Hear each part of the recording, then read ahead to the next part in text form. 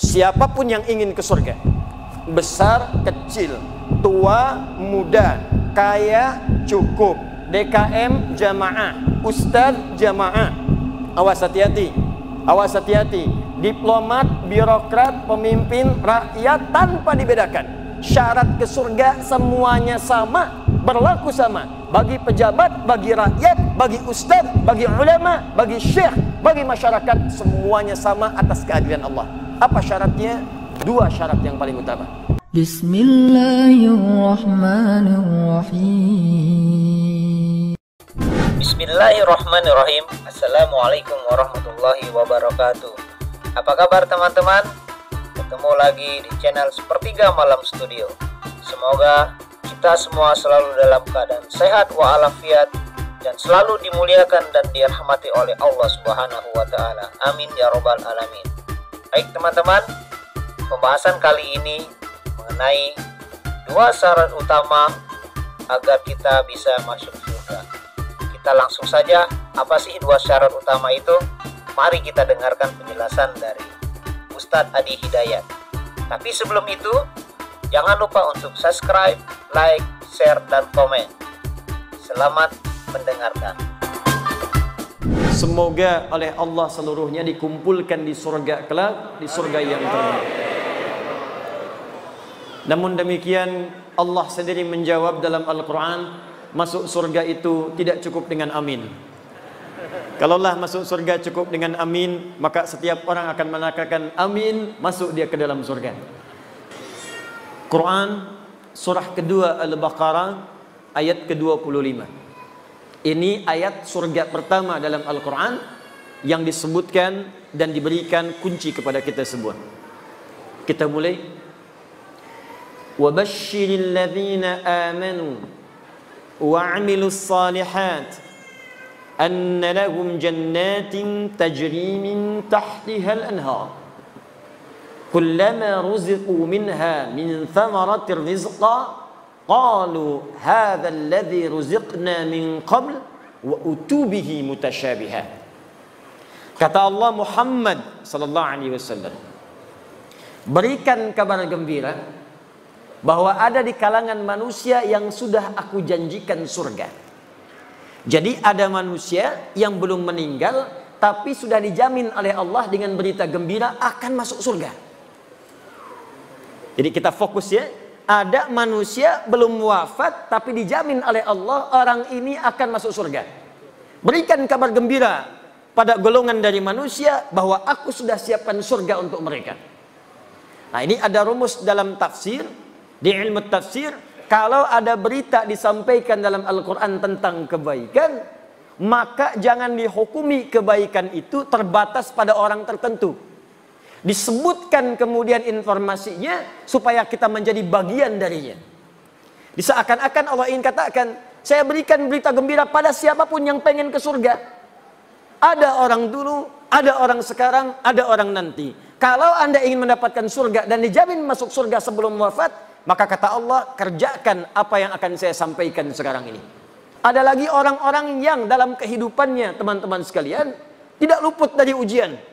Ada yang kemudian dalam dagang kemudian ditipu. Ada yang kemudian dalam rumah tangganya sulit. Ada yang dalam dakwahnya sulit. Maka bahkan saking sulitnya, ada yang dizalimi. Ada yang kemudian dimasukkan ke dalam ikan paus, dilempar ke laut. Saking luar biasa dahsyatnya. Tapi melakukan satu amalan. Begitu amalan itu dikerjakan, kata Allah, kami selamatkan dia dan kami akan selamatkan orang-orang beriman di kemudian hari yang mengalami peristiwa serupa dan mengamalkan amalan yang sama. Jadi kalau disebutkan dalam Al-Quran satu amalan, maka kaidah tafsirnya al-ibaratu bi'umumil lafzi la bi khususis sababi. Bukan dikhususkan pada kalangan tertentu, tapi dibuka untuk semua orang yang ingin mendapatinya. Paham insyaallah? Dari kaidah ini saya akan berdiri. Maka kaidah pertama dalam Al-Quran bagi ahli surga, siapapun yang ingin ke surga, besar, kecil, tua, muda, kaya, cukup, DKM, jamaah, ustadz, jamaah. Awas hati-hati, awas hati-hati. Diplomat, birokrat, pemimpin, rakyat tanpa dibedakan. Syarat ke surga semuanya sama, berlaku sama bagi pejabat, bagi rakyat, bagi ustadz, bagi ulama, bagi syekh, bagi masyarakat, semuanya sama atas keadilan Allah. Apa syaratnya? Dua syarat yang paling utama. Satu, perhatikan, wabashshiril ladzina amanu. Muhammad sallallahu alaihi wasallam berikan kabar gembira bagi orang yang pengen ke surga. Maka syarat pertamanya dia mesti beriman kepada Allah Subhanahu wa taala. Apa syarat yang pertama? Iman. Boleh saya tulis di sini? Boleh. Saya cek sebentar. Ibu, kelihatan ini, Bu? Masya Allah kelihatan. Belum saya tulis sudah kelihatan. Itu imannya kuat, Pak. Nah, yang ingin saya sampaikan, kalau ada kata alladzina disebutkan dalam Al-Quran, dalam bahasa ilmu nahwu, alladzina ini adalah ismun mausulun amiyun. Isim mausul penunjuk kata sambung pada objek yang sifatnya umum, mencakup semua kalangan tanpa batas. Mau besar, kecil, tua, muda, laki-laki, perempuan, yang kaya, yang cukup, yang status tinggi, statusnya cukup, semua tanpa kecuali. Seakan-akan Allah ingin katakan, begini cara ngajinya. Saya berikan kesempatan yang sama pada semua manusia. Semua berpeluang masuk surga. Yang besar, surga. Yang kecil, surga. Laki-laki, surga. Perempuan, surga. Kaya, surga. Cukup, surga. Semua punya kesempatan yang sama. Sepanjang dia memenuhi syarat yang saya sebutkan, kata Allah. Apa syarat yang pertama? Iman. Saya sekarang mau tanya, yang ada di sini semua sudah beriman? Yang belum beriman boleh angkat tangan. Semua sudah beriman. Syarat beriman mengucapkan kalimat tauhid, asyhadu an la ilaha illallah wa asyhadu anna. Masya Allah, dalam salat maghrib saja 2 kali kita sudah bersyahadat barusan. Dalam tahiyat kita ucapkan asyhadu an la ilaha illallah wa asyhadu anna Muhammadar Rasulullah. Asyhadu an la ilaha illallah wa asyhadu anna Muhammadar Rasulullah. Diperdengarkan 5 kali dalam sehari untuk mengingatkan kamu ahli surga, ahli surga, ahli surga. 5 kali dalam sehari diperdengarkan. Dalam bahasa Arab yang didengar itu pasti lewat telinga. Bahasa Arabnya telinga disebut dengan adzan. Jamaknya dari kata udhun. Adzan artinya telinga. Ada kalimat yang diperdengarkan ke dalam telinga kita setiap hari 5 kali dalam sehari. Jadi ketika diperdengarkan ada kalimat tauhid di situ. Allahu akbar, Allahu akbar. Allah. Bukankah setelah itu asyhadu an la ilaha illallah? Bukankah setelah itu asyhadu anna Muhammadar Rasulullah? Jadi ketika kalimat tauhid diperdengarkan, bukan sekedar ingin memberitahu azan, azan. Allahu akbar, Allahu akbar. Sudah azan ya? Iya. Memang sudah. Cuman kalau kita paham ngajinya, kenapa kalimat tauhid diperdengarkan? Tauhid syarat masuk surga.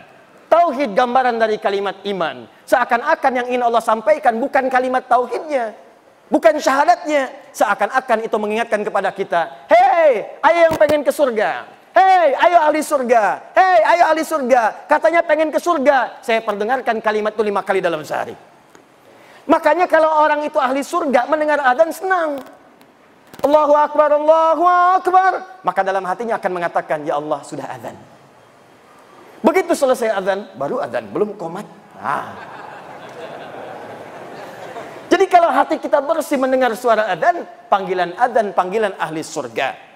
Bagaimana kemudian mewujudkan itu semua? Apakah cukup dengan dipanggil saja? Tidak. Maka ada syarat yang kedua, yang kalau itu kita miliki, maka lengkap sudah berita gembira yang disebutkan dalam Al-Quran. Saya cek sebentar. Di syarat pertama untuk masuk surga, apa namanya? Iman. Alhamdulillah, syarat pertama ini sudah kita dapatkan di malam hari ini, tinggal setengahnya lagi. Kalau setengahnya ini sudah ada, tinggal kita istiqamah sampai wafat dalam husnul khatimah, dan mudah-mudahan meraih surga yang dijanjikan. Baik, bismillah. 2. Wa'amilus salihat. Wa'amilus salihat. Berikan kabar gembira Muhammad sallallahu alaihi wasallam. Aku sampaikan dari sekarang, ada hamba-hamba yang telah aku jamin dengan surga. Siapa mereka itu? 1 orang yang punya iman. Alhamdulillah kita dapat syarat yang pertama. Tapi tidak cukup meraih surga dengan iman saja. Ada yang kedua yang Allah sebutkan, ini yang kemudian pembuktian dari iman yang dimaksudkan. Apa itu? Wa amilus salihat, yang membuktikan imannya dengan mengerjakan amal soleh.